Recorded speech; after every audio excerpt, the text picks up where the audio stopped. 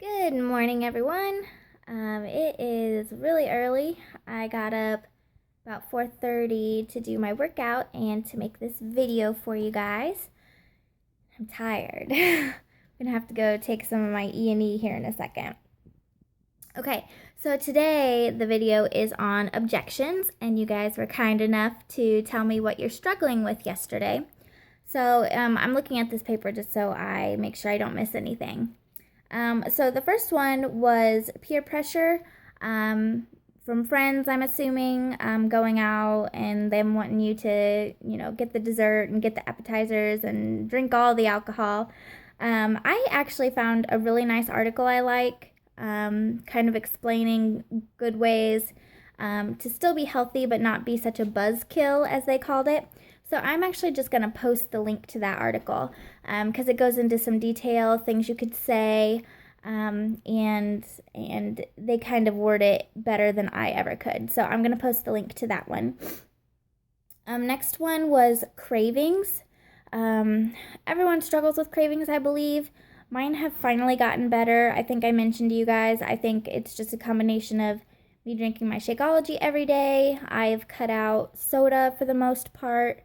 That's really helped me. Some other good tips are eating plenty of protein throughout the day. Protein keeps you full for longer, so a combo of protein and a healthy fat is a really good way to keep yourself full. So that's an option.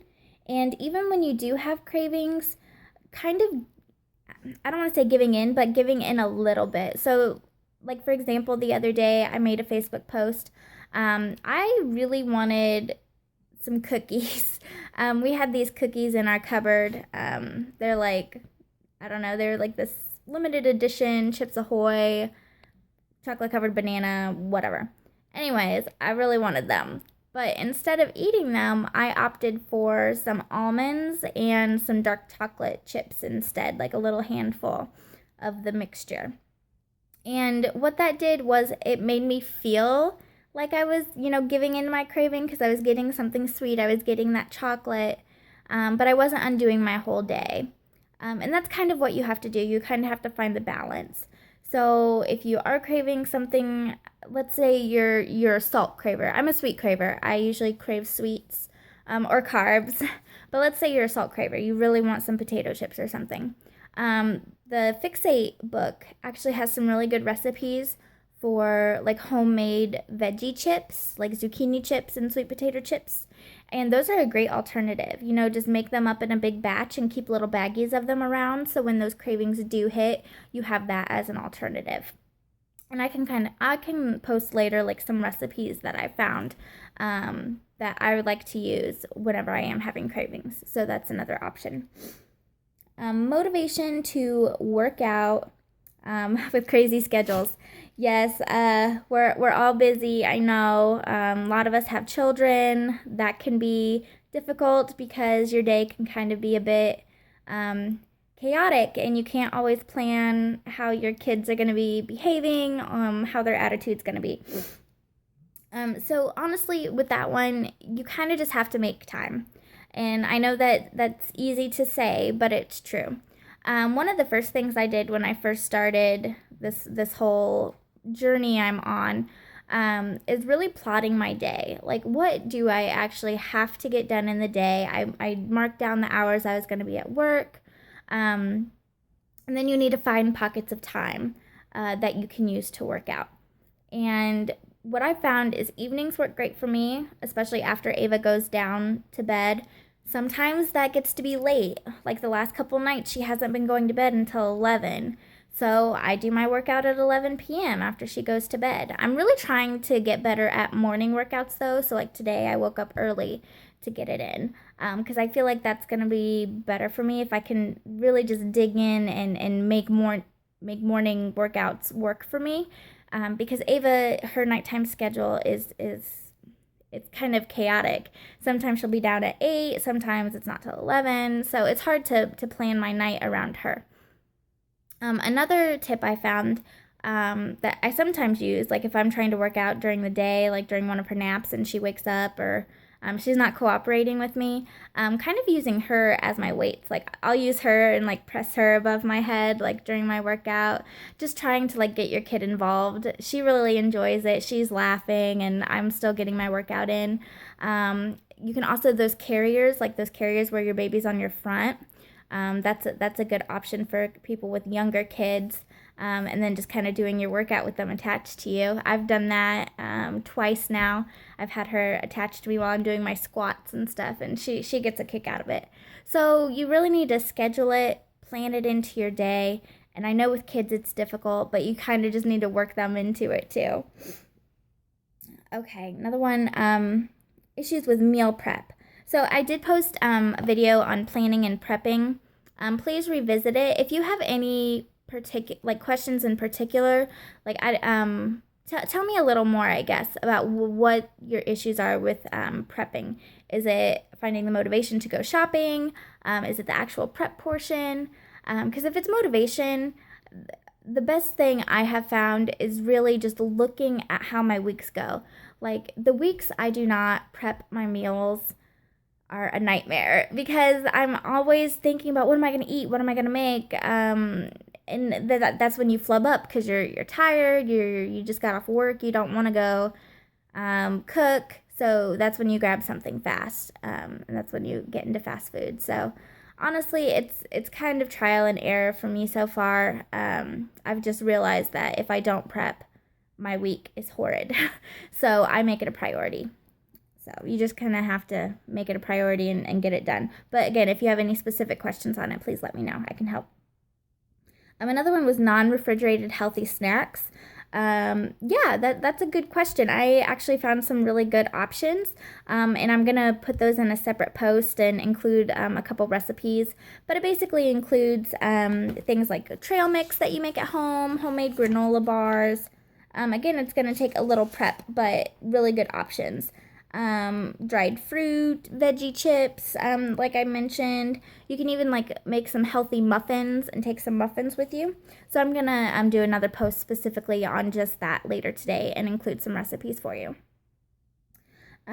Eating out. I did do a video about this on how to make healthier choices. I think what you were asking is maybe you don't have the willpower to say no to some of those not so healthy options. And honestly, you really just have to think about your goals. Think about where you want to be a week from now, a month from now, a year from now. Because I read this book and it was a huge life changer for me. It's called The Compound Effect. And basically the moral of the story is every tiny decision you make, compounded over time, is going to be your ultimate end, right? So if every day we're making those tiny healthier choices, right? We're taking the stairs instead of the elevator. We're opting for sparkling water instead of soda. I know they seem inconsequential at the time, but if you do that every single day consistently, think about where you're going to be like a year from now, a month from now even, okay? So that's just kind of what you have to think about. I would definitely recommend reading the book too because it really has helped me make those tiny changes and opting for the healthier options. Time to cook. So yes, that's a big issue. I know I've been struggling with that too. Crock-pot. Honestly, life changer for me. Biggest, I love my crock-pot. You can actually prep some meals ahead of time, put them in the freezer. That could be like a whole nother post. I'll go ahead and post today like some clean crock-pot recipes that I've been using. Later in the month, I'm actually going to be doing a week-long clean crock-pot group. So if you guys are interested in that at all, let me know and I'll add you in there. It's going to be a little closer to the end of the month, but I've got some good ideas for you. Money to buy groceries. Okay, so I know it seems like healthier options are more expensive than just stopping by McDonald's and eating off the dollar menu. I know it can seem that way because usually when you go grocery shopping, you're buying up, a week's worth of groceries and it comes out to a pretty large total. And when you're actually eating out, it's like, oh, $1 here, $2 there, $3 there, $7, wherever you're eating out. But I bet you if you actually plotted it out and wrote down exactly how much you're spending on your fast food compared to what your grocery bill is, you'd find that there's not that much difference, or that you're actually saving money shopping at the grocery store. And there's some good tips. I have another article I can link for you guys. But basically, like buying in bulk, like I get those, it's a box of brown rice, and they're like in individual little packets. And I think I calculated it out. It was like 18 cents a serving. So it's actually inexpensive to eat healthier than to go to fast food. It just doesn't seem like it at the time. So I'm going to challenge you, Mackenzie, specifically, to actually write down exactly how much you're spending on eating out. Like, I know you're not going to do it this week because this week you're eating healthy. But if you fall off the bandwagon, or if you go out to eat once or twice, write down exactly how much you spent and what you got for that money. And then let me know, text me or message me, and I'll show you some other options you could do that would actually save you money. Okay, and then finding time to work out. I think I touched on this a little bit. You have to make time. That's just what it is. I know we're all really busy. We have crazy hectic schedules, work full time, have children. I know. You have to make time. Wake up half an hour earlier. Do your workout after your kids go to bed. Do your workout while they're napping. I know for me and the people I work with, we sit at a desk all day. Not a whole lot of movement going on. So I know a lot of people walk during lunchtime. I know I sit there and I kind of do like calf raises while I'm checking my prescriptions. Just little things that will add up throughout the day. Like I said, compounded over time. So I hope these helped you. I'm going to be posting throughout the day. I'll post the links I mentioned, and some recipes. So I think today's going to be a fun day, and we're going to get some really good ideas. Let me know in the comments below which one of these recommendations you're going to be trying today, because I really want to hear from you, and I want to hear if they work, because these are things that have personally worked for me, or good ideas that I've gotten from other people. But I want your feedback. I want to know if they're actually working for you, and if they're not, we need to go at it from a different angle.